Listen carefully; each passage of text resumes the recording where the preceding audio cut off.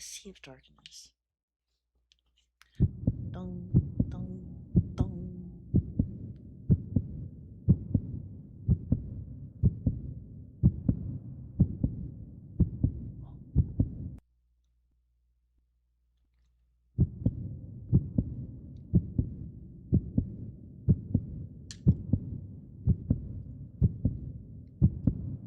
Oops.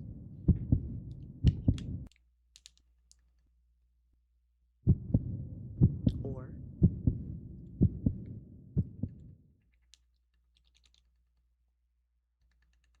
Ian, Ian, Ian. Oh, who's this angry man?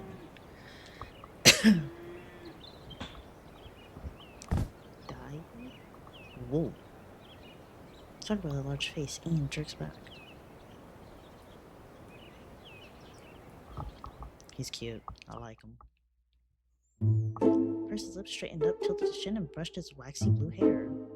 Was it that look girls would kill to wake up to a face the handsome as mine? Ian rolls his eyes and stands up. Yeah, they'd kill to be scared to death by you, huh?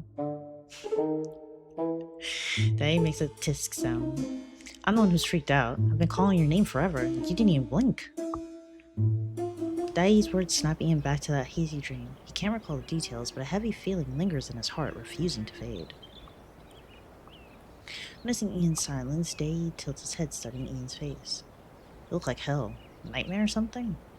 Ian shakes his head. Can't remember, it's just this heavy feeling in my heart, like something big is coming. Oops. Why bother? In this crazy world, who knows if we'll even make it to tomorrow? Nothing shocks me anymore. Words are blunt, but they ring true. Ian decides to let it go and change the subject. Well, never mind for now. Daddy leans in, glances around and whispers mysteriously. Bro, we're about to hit it big. What? Check this out. Only then does Ian see the medium-sized bag Daddy carries. Oh!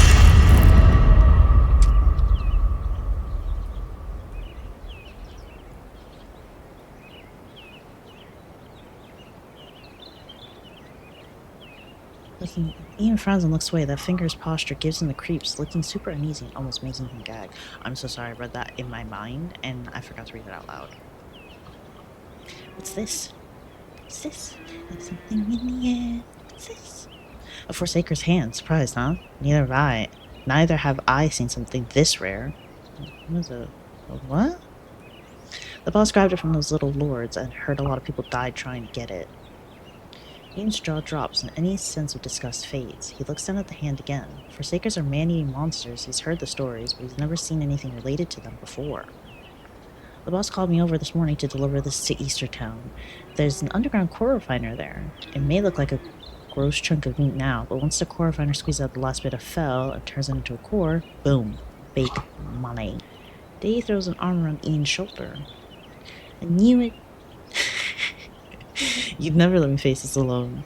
Ian dodges his arm. I'm just worried I'll never get my money back if you kick the bucket. Maybe if I just do... Day grins and nudges closer. Come on, don't worry about it. We're brothers, ain't we? Gotta look out for each other. Come on, move it. No time to waste. Early start, early cash, early home. Tosses the bag over his shoulder again, dragging Ian with his arm. Their voices blend with laughter and sighs as they bicker and banter, fading until they disappear at the trail's end.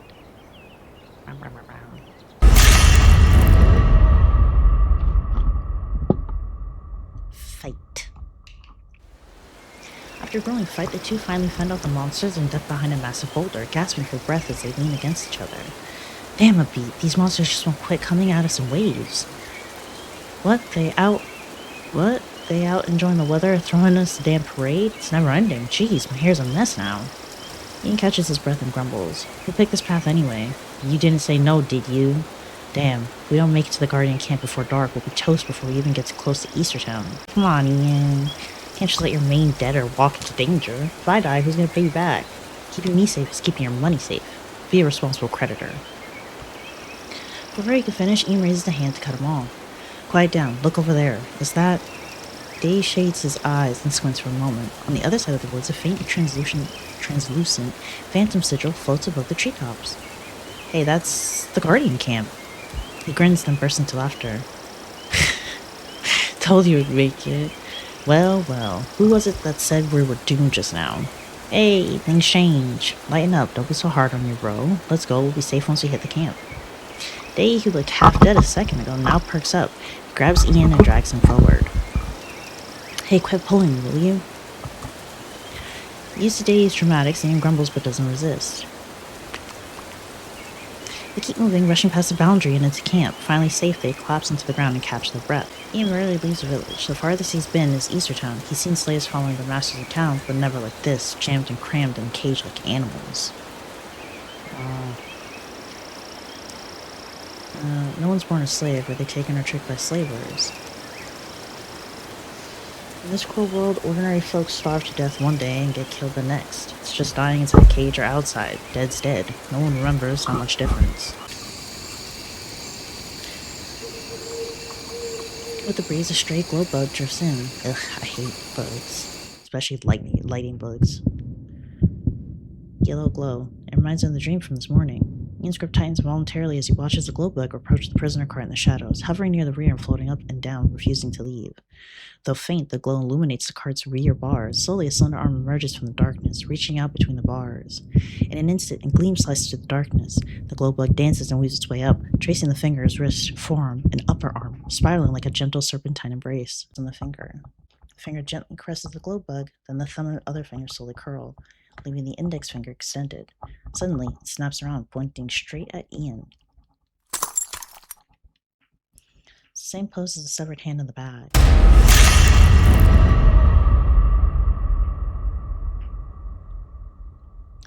In horror, his mind exploding, shattering the enchanting visions and the fluttering glow bug into fragments. He screams and jolts upright, nearly crashing to Day in front of him. Jeez, I'm trying to wake you up. Give me a heart attack. What? Ian still in daze, the sunlight piercing through his eyes. The place is empty, with no adventurers in sight, with no prisoner cart anywhere. There's people last night. Day shrugs. Gone. Couldn't wake you, boss. Left hours ago. Well, guess we're playing catch up now. Perfect. Come on, speed up the sun high, fewer monsters are out. We gotta move fast and make it town before dark.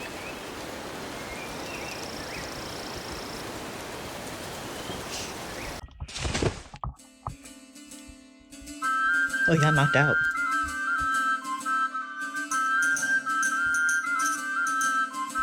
Well, looks like the loss of the dark first. How's that for protection, huh? Good enough for you? Tears well up in Hermite's eyes. Oh, look, he's bleeding from his head. Oh, I get the rules. Why is it autoplay? Here, take the deposit. Shakes up the silver shields, counts them, tosses them onto the counter. Half now, the rest when we check the goods. We're back in 2 weeks. Then he crouches down and flashes the grin at Hermite. Boss, sir, I can trust you, yeah? Playing corners and extra surprises. For like you wouldn't make things hard for me, would you? Hermite shakes his head, his eyes brimming with tears. Good, then I'll rest easy. I'll definitely try your signature brewing with that, but tonight, don't worry, I'll pay. Dave flashes a satisfied smile, shaking Hermite's hand with his severed hand, then stands up and walks out of the wine cellar with Ian. Why were they fighting in a wine cellar? Dave does have a long breath and glances at his partner. That old swindler trying to rip me off. He doesn't know whom he's messing with. No way I'd come here without knowing the price. My boss would skin me alive, I slipped up. Alright, you didn't get hurt, did you? He's so strong. I never fought him, thanks, took you long enough to ask. Come on, I'm just worried about you. Fine, next time it's my turn to worry about you, though. Ian fires back and pauses, realizing something. He said we'd come back for drinks in 2 weeks. Where are you getting the money for that? Well, I've got you here, don't I? Hey, you're the one who said you'd buy me a drink. Forget that, I'm gonna grab some stuff. It's not every day we come to town. We can turn a profit by taking some goods back to the village.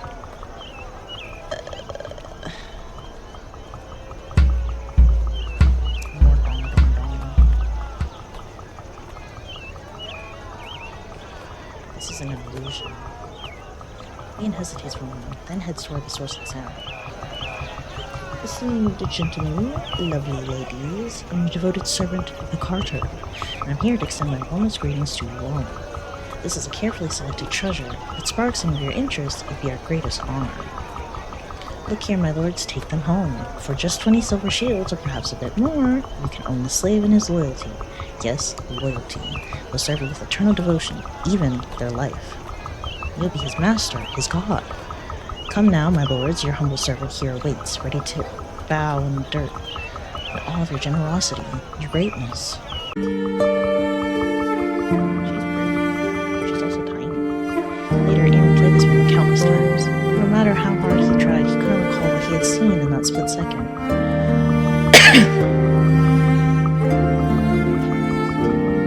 Fleeting dream and a shadow from another realm intertwined with his thoughts, fantasies, and desires. Perhaps even the blinding sun above and the dancing spray from the fountain contribute to this moment, solidifying into a tangible form. Her face, her eyes, her lips, framed by ash-gray hair, stand out with breathtaking vividness. The bracelets, the patterns, whether she's the one, it doesn't matter. No, none of it matters. It's not her identity that counts, but her very existence. She stands there, right in front of him. Wow, she's stunned. He steps upside in, his voice snapping back to reality. This old man seems to see the girl's gray hair, curling, discarded, a ring and chain hanging around her neck, with his cold shackles only enhance her beauty, adding a touch of melancholy and mystery. I don't think... 2,000! Our overlord offers 2,000. Then whispers ripple clear, and no one raises the bid. Upon hearing the word overlord, the old man's smile freezes, and quickly replaces it with a more humble grin, bowing deeply. Thank you, my overlord. No gift could be more generous. This fortunate slave is yours now. As your most loyal servant, I present today's finest gift, a token of our deepest respect. We hope you will like her now.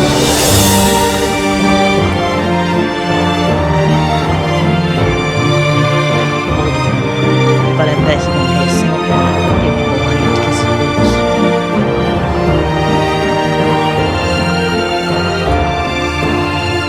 The household girls just for him. He's twisted powerful friends to play with.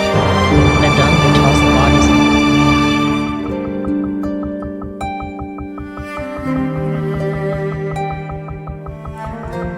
I hate stories like that.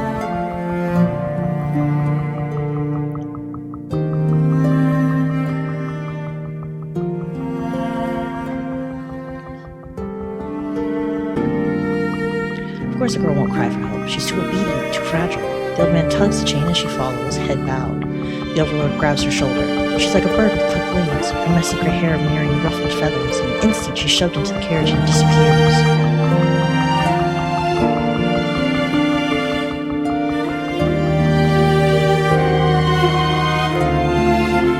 He always says the world treats everyone equally and cruelly. Souls that pass by can only struggle on their own. Two born. Upon leaving Eastertown and setting their sights on returning to the Lufa village, the duo unexpectedly find themselves ensnared in relentless series of battles with monsters once more. Earlier, light and shadow had obscured their view. Now, drawing near, they found countless monster corpses under the trees, some with the teeth in others' throats, but chests pierced by claws, others having sneak attacked with tails only to have their heads crushed. Were they killing each other? Ian furrows his brow. The strange behavior of these monsters stirs an inexplicable unease within him, yet Day, standing beside him, remains silent. The corpses of the monsters were disturbed. At the center, nestled in the grass, there appears to be a small sphere of light, but upon closer inspection, it reveals itself to be a tiny mushroom, no bigger than a thumb. The mushroom's surface glows faintly, not from the sun, but from mysterious hazy sparks of light. These lights drift softly, releasing a fragrant aroma into the air. Over that mushroom?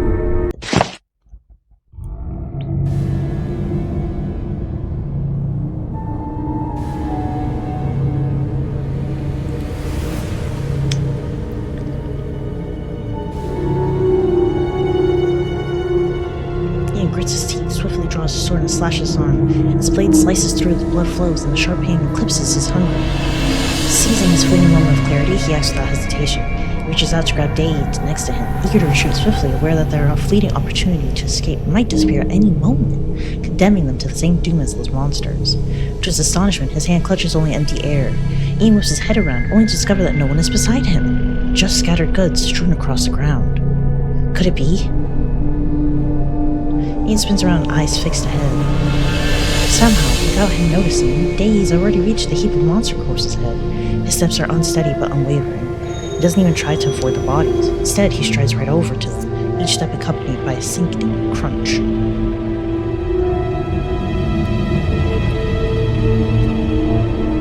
Shouting proves futile, yet Ian hesitates to approach rashly. His sanity slips once more. Rushing in won't rescue Day.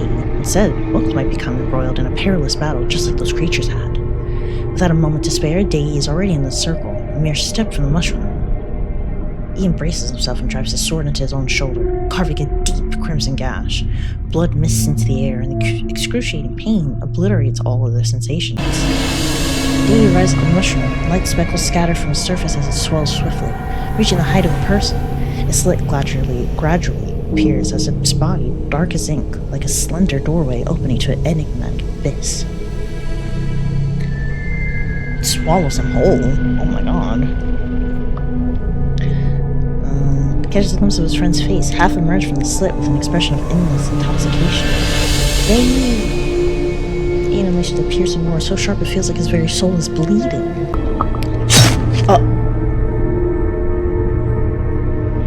Ian is hurled violently against the massive tree, feeling as if his internal organs have shifted.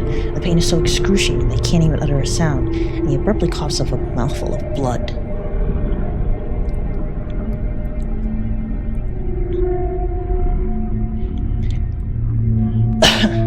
He lifts his gaze, his vision still a hazy blur.